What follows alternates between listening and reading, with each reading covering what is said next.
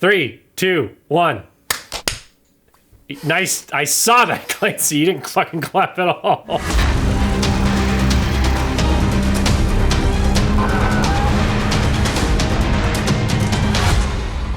Hello, everybody, and welcome back to another episode of PandemFlick Vodcast. This is the show where your panel of hosts are going to take a deep dive on a number of different films that center on the theme of a pandemic or an outbreak. And of course, all this is happening during our own global pandemic. So your panel of hosts on this episode are coming to you from their own germ-free bomb shelters or wherever we're holed up at to bring you entertainment. So you're welcome. Well, let's be honest, probably not 100% germ-free. Well, no, but maybe COVID-free. Maybe. We don't well, know. Yeah, hopefully. The important part is that we're the real heroes in all of this. Yeah, I mean, what would you all be watching right now if it weren't for us?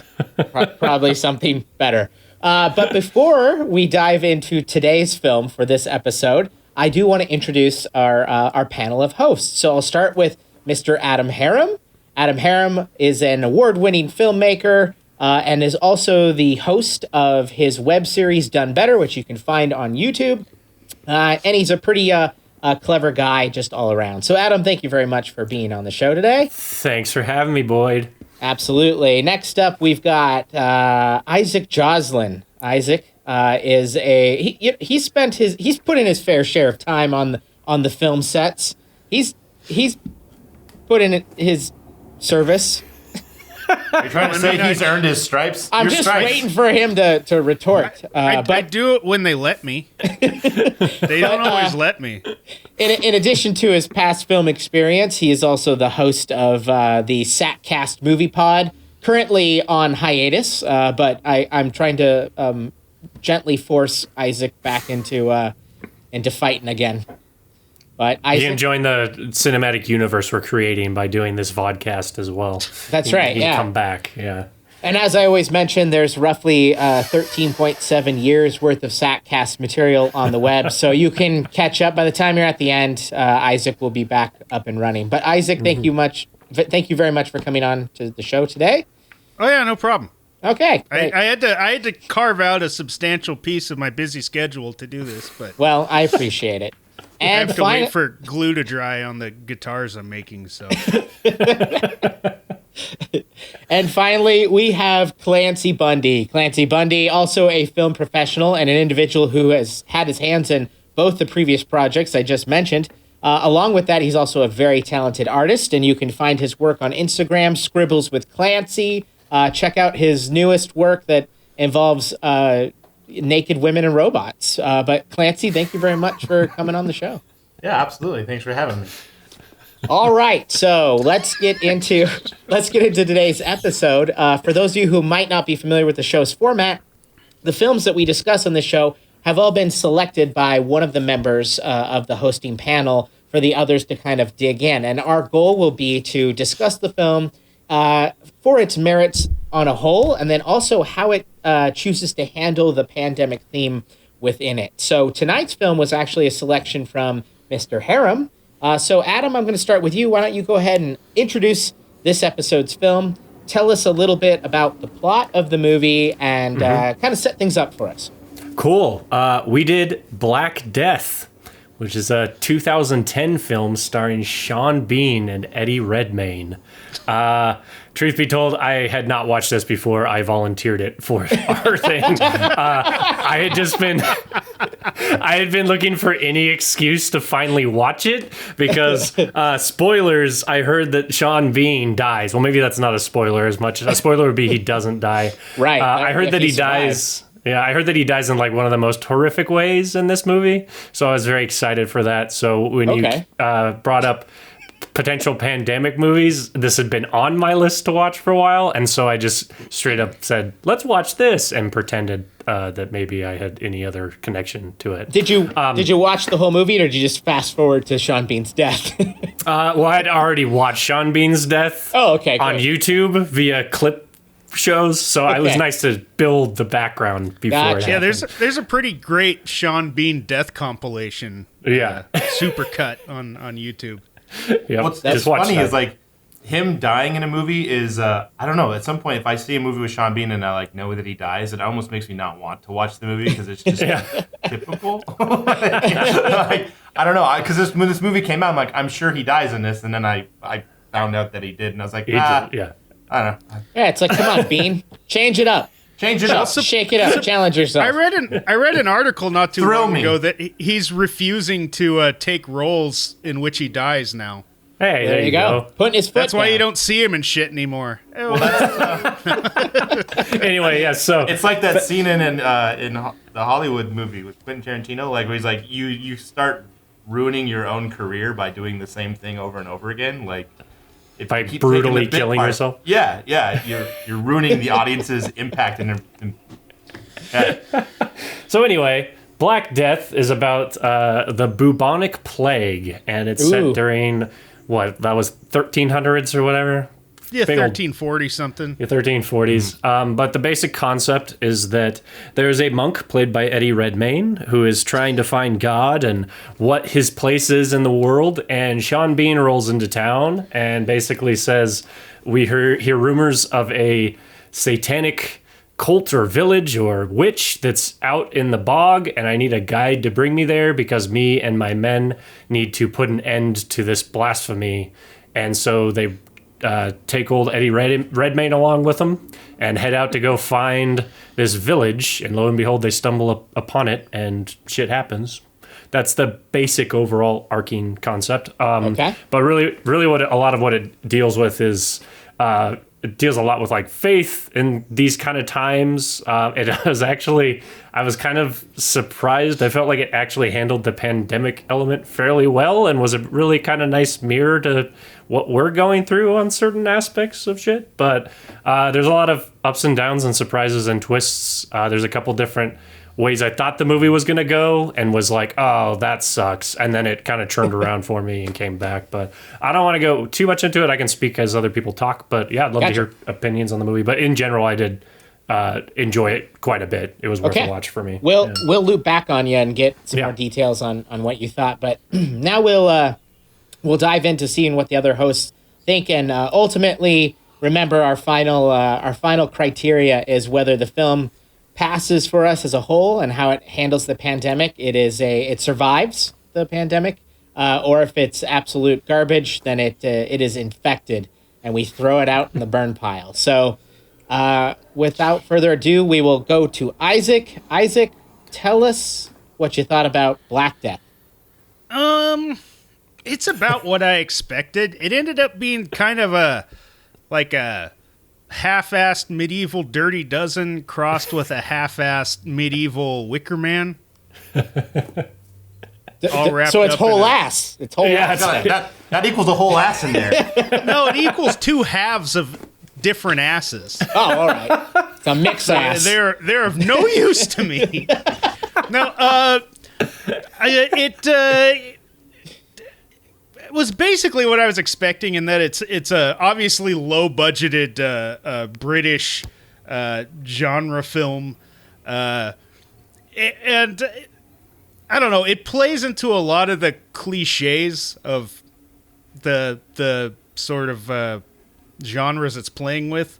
Mm-hmm. It felt to me very much like the script started out as someone's D&D campaign, and then they adapted it into a historical fiction.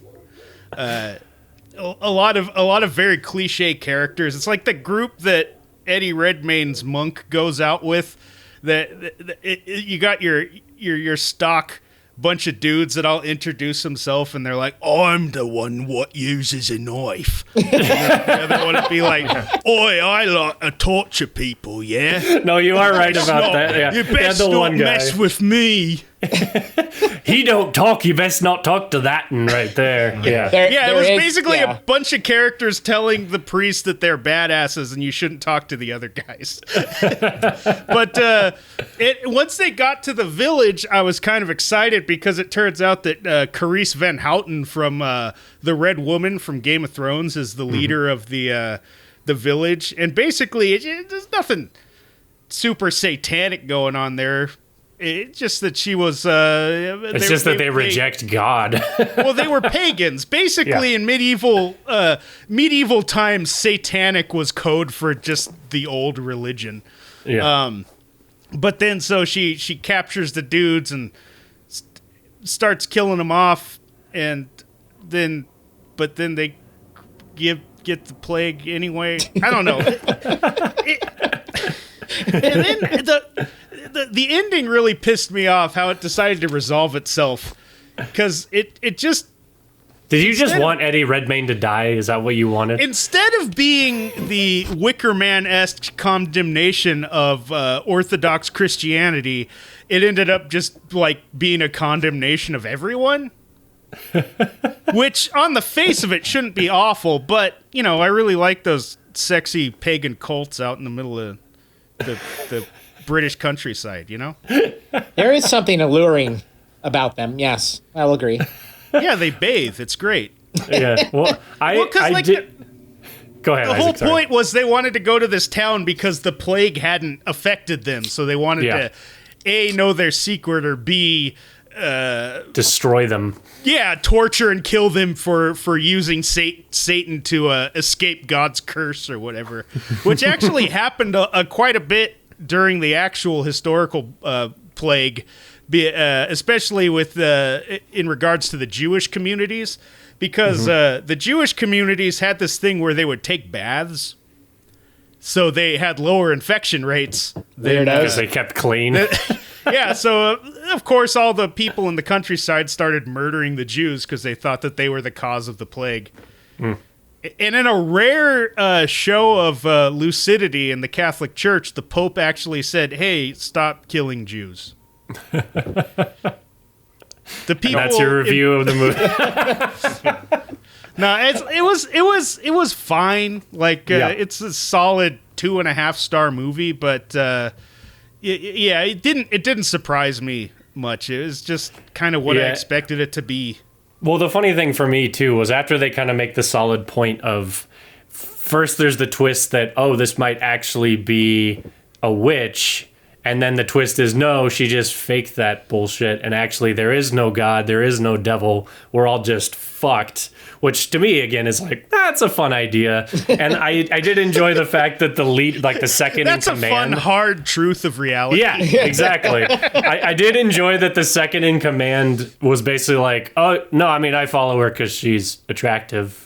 Like he didn't even believe the witch shit they were doing as they're like putting him away. He's like, I mean, I just follow her because she's like pretty and does the stuff. So even I didn't fall for her bullshit. But there was that weird thing where it ends with Eddie Redmayne. Basically, this whole movie is almost like X-Men Origins Eddie Redmayne Witch Hunter, which is. Like it has this weird 5-minute sequence about him running around and growing his hair out so he can go kill witches who he all sees as the red woman that betrayed, or the witch that betrayed him. And it feels like a setup. That scene feels like the intro for a different movie. It was like really weird to me. I'm like, what? Where is? Okay. So it didn't really. I don't know. I wanted it to be like a more depressing ending, weirdly, and I feel like it would have gotten a better point to me. But yeah. So, Isaac, how about how it handles the bubonic plague? I mean, do you feel like the film at least carried that maybe higher than 2.5 stars, or does it fall right in line with the rest of your review? I don't know. I don't feel like they did anything incredibly novel with it. And it's kind of hard to say just because I've seen so many depictions of the Black Death and I know so much about the history of the Black Death that it's kind of like, yeah, I guess it's the Black Death. You're like, come on, Black Death, bring it on. I was like, what else you got? They did a good job with the makeup for the boils and shit, yeah. I guess. There were some good boils. They pulled Sean Bean apart with horses. That was pretty cool. That is how he dies. Yeah. They quarter him, is that what it is? Yeah. I did like that they put them all in a big old pool, and then they're like, denounce God, and we will let you free. And finally one of them does, and then they just bring him out of the woods and kill him. And they kill him anyway. Yeah. I don't blame him. And I did like that the witch lady was just like, yeah, I kind of like you, Eddie Redmayne, so I'm just gonna fuck around with you, I guess. See, that was the most unbelievable part of the movie, was that somebody liked Eddie Redmayne. He did do okay. I love Eddie Redmayne, but not for the reason he wants me to love him, because he is not a great actor to me, and especially in this movie, only highlighted that more because there's that voice he does when he starts to be a serious actor. And and you're like, that's not that's your actor voice. We hear you talking the rest of the movie, Eddie Redmayne. Yeah. We know what you sound like. As a former sound guy, I hate the grumbly actor voice. Yeah, and it's really weird on him. Like, he's fine when he's not trying to do that to me, but I don't know. It was a little mixed. So, Isaac, final rating. Does this survive, or is it infected? Thumbs up or thumbs down? It survives barely after a long stint on a ventilator. By the skin of its boil, it survives. It loses a few limbs, but makes it through. Okay, that's it's fine. There's nothing to be super gripey about. It's just nothing. Well, I did like go out of my way to recommend it anyway. But I did like that you described it as it's starting as someone's D&D campaign, as opposed to maybe the Black Plague happened and D&D campaigns spur off of that concept, as opposed to the reverse. Every D&D campaign is a party of heroes going to a village where they have a fucking secret, and they're like, oh, it's a village with a monastery, but the monks don't let you go inside it. Must be something weird going on. Roll the die. you fuck. You nerdy fuck. Roll. Like, roll the die, Eddie Redmayne, and see if you accidentally kill your girlfriend is not dead. And natural one. Alienated a third of our listenership, so those including me. Those 2 people are gone. All right. Go ahead. Final thought, Nothing. Isaac? Okay. All right, no thought. I gave him, whatever the fuck. So I think you got a solid tentative thumbs up from me. Solid bleh. It was nice to see old David Warner as the abbot. Yeah. The old Davy Warner. Yeah. It's always nice to see him. Most of you nerds will know him as the doctor from Secret of the Ooze. Yep. You fucking nerds. Clancy. Yep. All right. You won't know him as the devil from Bedazzled or fucking Jack the Ripper from Time After Time. Because you didn't see those, did you? You have to dig a little bit to actually find culture. You fucks. Yeah, that's not Bedazzled. Brendan Fraser's great. Yeah. I was going to say, wasn't that sexy lady? That's what Oh, man. Okay. With that, we're going to move on to Clancy. Clancy, give us your thoughts on Black Death. I'm largely in line with Isaac. It was a pretty boilerplate. I mean, I thought it was commendably done, but it was, nothing surprising about it. Mm-hmm. They did a good job with the disease at the big. I mean, I believed it was the Black Plague going on. They did a good job with all those dirty feet and dead people. So, dirty feet, check. Dead people, piles of them, cool. I don't know. At the end of the movie, it's like, well, that was just a mean bastard of a movie. Like, and the last chunk I agree with Adam was like really like shitty. Like that guy's like, people say he got real cruel and he went real dark after this. I'm like, what the fuck are you talking about? You're part of the goddamn Inquisition, you piece of shit. Like, you're part of the troop that goes in and murders people who, like, you're an asshole to begin with. Like, he got that much worse than you. You used to follow Sean Bean, and it's clear that he's just picking up where he left off. Like, so I don't know. I thought the film was, I don't know if it was confused or it was just trying to say everyone's a shithead. And like, okay, everyone's a shithead. And I don't know. I mean, in general, it's trying to talk about religion during that time and how they reflect or deal with the plague. Well, like obviously that was interesting where they're like, okay, the Catholic Church, like there's this huge thing going on. There's a lot of people that are dealing with it in different ways. But we have to make sure our power stays solidified. We can't have any offshoots springing up that might be a problem down the road. So we're going to send a bunch of assholes to torture and murder them all unabashedly. Just go do it. Under the pretense that they were actually pagans, or he was loaded with the Black Plague himself. So ultimately their plan was he's going to infect anybody no matter what happens. Yeah, well, So, I don't think Sean Bean having the plague was something that was the original plan. I don't think they were like, all right, Bean, get over here and roll in this. Well, are cow you sure? shit." Because he is dead. Well, why would That they was his bother? plan. Why would they bother dragging the witch splitter so far if they were? Well, just that's gonna- another thing I hated about this movie is you put a gun on the table and you didn't use it. Like, they didn't bisect anybody with that goddamn thing, and they drug it around the whole fucking movie. They broke the cardinal rule of Chekhov's witch splitter. So there's that big old strike against it. First of all, to get a witch splitter onto stage, you better fucking use it. I feel like that was a deleted scene. Like, they loaded that guy into there, like the second in command, and then like. Well, what I was waiting for is everyone walked out of Sundance. Like, okay, we gotta cut that. Well, there was the part where he like puts the guard down and it's like super creaky, and I was waiting for it to be like, oh fuck, this thing don't work. You Like, we brought this the whole way and it's broken. Oiled it. You know what I think about this movie? I would really have loved to see the Neil Marshall directed version of this, because Neil Marshall spent his early career elevating boilerplate B-movie scripts like this into like little B-movie classic gems. Like he was the director of Dog Soldiers and Doomsday. Centurion. I just feel like he would have been able to make this interesting. Yeah. Well, and to be honest, it does suffer from like a fairly obvious low budget where they're like, here's our main fight scene in the woods with Sean Bean and two other actors that can do swordplay, and then the rest of our money goes into trying to make these sets work. And to their credit, like, they pull it off, but it is. I thought they did a good job with what they had. Like, I mean, they did, to be honest, yes. And the only thing that did bother me was that weird end of 2010, like late 2000s, early 2010 thing where they do this with the camera because they think it's going to add more suspense. Well, like, it hides the fact that they don't have a budget. It's true. That's what they're trying to do. But in like an old medieval setting that looks, even the locations they got were actually pretty fascinating. It was just weird to be like, I just want to be like, hold the fuck still. Like, you actually got good scenery. Like, let us see the cool village you built, you assholes.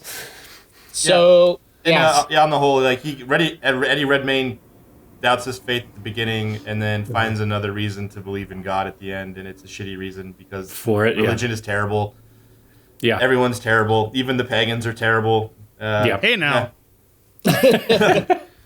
Like, I don't know. You sacrifice like a few fat kids and suddenly you're awful. I think I mean, I wouldn't want to be in their position. They're gonna they were the second group of Inquisition guys coming to like murder them. Like the first ones got poisoned and gutted and crucified too. So or it's like a Apocalypse Now. They have to find the medieval Colonel Kurtz who took over the pagan village. And have to slaughter him like an ox. With a large knife. Could have gone a number of different ways. I think it passes as a pandemic movie just because that is the inciting incident, and it is going throughout the whole thing. Like its themes are all based around that too, I guess. So. It's driving people to act like assholes and giving assholes more excuses to act like assholes. Like the Catholic Church is using it as an excuse to continue to consolidate power, which is exactly what we're seeing now. In the real world. There was a weird, I think it's I not almost the church, it's just billionaires being like, I started enjoying the movie more for the things it wasn't saying, but it felt like it was in our modern times. Like the whole concept of this witch lady just spewing bullshit about witchcraft, and the follower being like, I just follow her. So what if she can't actually do the things she says? Kill me. Fake news. I don't know, man. Carice Van Houten would have to be flying a lot of red flags for me to not follow her. One of it would be her Clorox bleached hair. That wasn't her fault. I was like, maybe that's why they don't have the plague there. Clearly, they're way headed on her. They got Clorox in the cabinets. And if it works on the outside of your hair, I mean, it's got to work when you drink it, right? Mm-hmm. Okay, so Clancy, does it survive, or is there? Yes, it survives. Okay. It's an okay enough movie on its own, and it's a sword and slaughter movie with the Black Plague in the background. I like it. Okay. All right. Okay, so we've got two middling, but so two weak thumbs up. I will. It's a sideways thumb. Okay. All right. I will. I'll throw my thumb in the ring. I had not seen this movie before. I'd seen it pop up on my Netflix for like years. Yep. It was on there for like 10 years. And I was like, and I just kept skipping through it. So this was also an excuse for me to watch it. And I kind of agree with what's already been said. It's kind of it's ineffective, or like it doesn't. I watched it and was like, ineffectual. It's like, woo. Yeah. It's like British cooking. It's like it's fine, gets the job done. It's like, here's the thing we set out to do, and you're like, all right. It's food, right? Like, yeah. So, I did appreciate that it was at least trying. I felt like there was at least someone behind the wheel trying to make an ideological statement that may have otherwise, in any other late time film that gets dumped on Showtime late at night, would not have made the effort to do. Although I do think it gets mixed in there a little bit. I think the film would have been more powerful if the twist at the end was that not only was there no witchcraft, but the village itself really had done nothing wrong. But I think there was enough in the way the villagers acted where it's kind of like, all right, yeah, cool, everyone's awful, but we already know that, right? Like we've already tell us something we don't know. And I agree that the Eddie Redmayne. Well, just the Eddie Redmayne in general the Eddie Redmayne of it all is off-putting, but that's because he's just. It's so strange to me how he's risen as an actor, because he just isn't one. But well, it's like when they let him go like full Tommy Wiseau, like in the fucking Bee Queen movie, Jupiter Ascending. Yeah, Jupiter Ascending. Yeah. And then he's go. He's funny to watch, right? But here he's just a grumbly nothing. Yeah, but the ending. You hear that, Redmayne? You're nothing. I came for Eli Roth. Now I'm coming for you. The ending did feel tacked on, and I get it. Like, again, like kind of how Clancy said, like, oh, this is his arc. He is unsure of God, or is rejecting his faith in the beginning. Then he accepts his faith by the end, but he accepts it through bloodshed and through a crusade against the innocent. But I feel like the film might have had a little bit more weight if it had just ended with him being returned to the monastery and just being a broken individual who just then goes through the motions. Because it's his own piousness led him to kill the lady. So I don't understand why you would then weaponize that to punish other women. I know. I get why he wants to find that specific lady, but that last track felt like 90s comic books, just like edge lord shit. Yeah. Honestly, though, I don't think we would be so hung up on the message or the ending or whatever if they had truly delivered very memorable action and horror sequences. I think that's fair. Yeah. Like most Neil Marshall movies, they aren't making any profound statements, but you could be like, hey, remember when that guy got his head cleaved in half on that tree? Or remember when that guy fought a werewolf with the frying pan? Remember when he had to keep the dog from eating his intestines during the werewolf fight?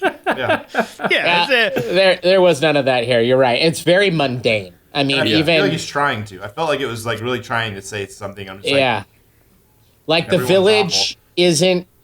Isn't as creepy as it could have been. Like, I kept thinking, oh, is this going to go like Midsommar, but it never gets there.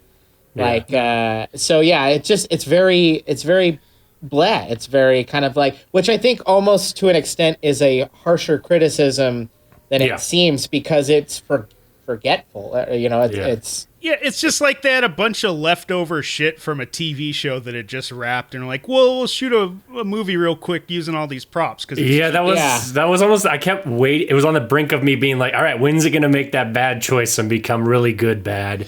And instead, to their credit, I was like, hey, you didn't get really good bad, but it just in that process, you exist, and stayed the same route. And I know that the director of this film has a ton of TV under his belt, so. Christopher Smith is his it's name. Christopher Smith. Well, so- he did that movie Severance that got a little attention Right. in the early 2000s that I think I might have seen, but I don't really remember. You've seen a lot of stuff. Yeah, I don't know. But for me, I think it's the same. Like, it survives. Like, the pandemic theme is woven throughout it. It's part of the plot, the story, and it doesn't ever fall off. It seems like it's portrayed fairly realistically, although I did like the whole reveal at the end that Sean Bean has the plague, because he's just very much like, he like rips open his shirt. He's like, take off my shirt. Yeah, and he's like, boom, bitches, and then they just tear him apart. Which is funny, because to me it's like, ooh, no, everyone get away from him, but instead they're like, let's shoot. And blood shoots everywhere. That's the part that made me think that like sending him specifically was intentional, because like he was going to bring the plague with him regardless of whether they betrayed him. No, because they were killing the rest of their members, whoever got it along the way. As a contingency, that like their plan was like, we're going to send this infected guy to their town to take the plague with him at the very least. I mean, he even says they're done for. No one escapes death. Which he's fairly confident in, even though he saw a bunch of wacky pagan shit. So he's like, they just haven't gotten it yet. Here it is. And but even when he gets pulled apart by the horses, which is kind of the centerpiece of the movie, they didn't really centerpieces.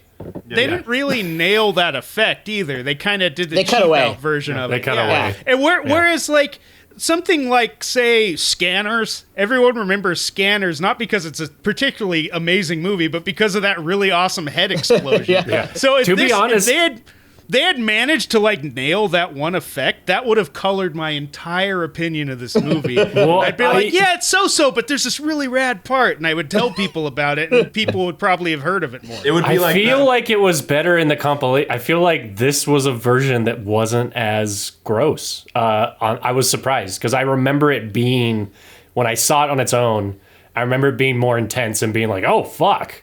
Well, and in this version, I was like, yeah. Is there an unrated cut? I'm curious. Possibly there is, since this was the version I'm assuming everyone watched was the one for wide distribution. Yeah. Well, and it is on Amazon Prime, and just like how Netflix and shit can affect movies after the fact, I wouldn't be surprised. Oh man, they got like, some messed up junk on Amazon Prime. Well, I know, but I mean, if they're gonna like take a low budget movie and try to make bank on it, they're gonna try and get it to its biggest audience. You want to see people get quartered? Amazon Prime, my friend. All right, well, to wrap up my talk, it barely makes it, but it survives. It crawls from the wreckage and survives. So we'll throw it back to Adam to give kind of his final thoughts and let us know what he thought of whether it survives or I not. do. I am in the same boat as you guys. I chose it on a whim because I'd been wanting to watch it. And I was almost hoping, especially after Jupiter Ascending, that this was going to be one of those movies we could be like, holy shit, what a mess. And I was almost disappointed that it was just mediocre. But I do give it a pass. I give it a thumbs up as a survival because of, like, it is just straight up a pandemic, bubonic plague tie-in movie. And it plays all of its themes and everything that happens definitely weaves in and ties into the concept. And has very strict rules that even they adhere to of like, hey, we'll tease witchcraft, but no, that's actually not what was happening either. That was all bullshit kind of thing. So I give it a sad pass, but it was a pass in a movie that exists. It wouldn't be something I recommend. It would just be one that I'm like, oh yeah, I saw it. It's all right. Yeah. Which is kind of sad. It falls in that weird gray area where it's not great and memorable, but it's also not so bad that you remember it either. Yeah, you want to get drunk and watch it again. Yeah, exactly. So, mediocrity isn't to be celebrated. So America. This is a movie for when you're drunk at 3 a.m. and can't sleep, and it's on like Cinemax Action or something. And you want to take a shot every time Eddie Redmayne starts talking like this. Oh no, you're already drunk. You don't want to kill yourself. Oh, okay. Okay, so the film Black Death gets a barely it survives. It's got boils on it, but it's gonna make it, I guess. It's like Boris Johnson. It survives, but we're not happy about it. God damn it. Is he out of the hospital? Who knows? Yeah. Okay. He's out Isaac of the knows. hospital because the fucking medical system that he's worked his entire life to dismantle helped him. Helped him, right? Yeah. Sack of shit, and he's not going to learn a fucking lesson from it at all. He's just going to keep bleaching his goddamn hair, giving it a tussle.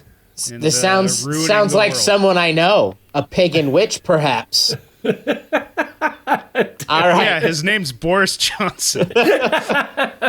Sounds like we need to put together a ragtag team of adventurers to. Clancy, I volunteer you to head to infest London. yourself with the disease. Find Can out I what be be nice the- guy? The I'll be nice suicide guy. buboniker. Okay, well, there you have it. A resounding meh from your hosted panel here on PandemFlick for the film Black Death. So that's it, folks. That's it for this episode. I think we took a deep enough dive as we needed to on that film. I want to thank you all for tuning in and joining us. I want to thank our hosts for contributing and sticking with Sean Bean all the way till his gruesome end. So thank you, hosts. What do we got next, gang? What's our next film? Let's tease that. Oh, man. Go ahead, Isaac. This is my pick. I'm going to be fighting you guys off with a whip and a chair. Let the audience know so they can watch it before we talk about it on the Well, next they're episode. probably it was never officially released in the States, but if So good anyone luck, wants suckers. if anyone wants to watch it, contact me personally and I'll hook you up. They'll send you a really convenient iOS file or whatever the fuck it was. Anyway, this is a Japanese film from 2005 called Eli Eli Lima Sabachthani right, by which is Shinji Aoyama. a Latin phrase, right? Latin? Yeah, it's the last words of Christ on the cross. Right. Yeah, why has God forsaken me? Which you'll say probably during the film. Yeah. All right, well, that's what's coming up on the next episode. So I do encourage you all to perk up your ears. Contact me personally. Perk up your ears and eyeballs and wait to see the next episode. If you haven't yet, be sure to check out our past episodes as well. And exciting announcement, we've now put PandemFlick onto iTunes as a podcast. So if you're not into the whole looking at our ugly mugs, you can just listen to our dumb voices instead. So check it out on iTunes as well for your daily commute if you still have one. But that is the end of this episode of PandemFlick. So thank you very much for tuning in. We'll catch you on the next one. And until then, stay healthy, stay safe. And we'll see you all in hell. I mean, it might as well just be that from now on. I mean, Isaac's just stay alert. Thank you, everybody.